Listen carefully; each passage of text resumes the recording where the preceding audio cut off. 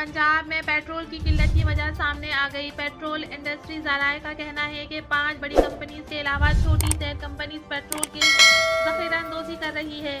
पंजाब में इन्हीं छोटी कंपनीज के पंप हैं, इसलिए पंजाब में पेट्रोल की किल्लत का ज़्यादा असर है।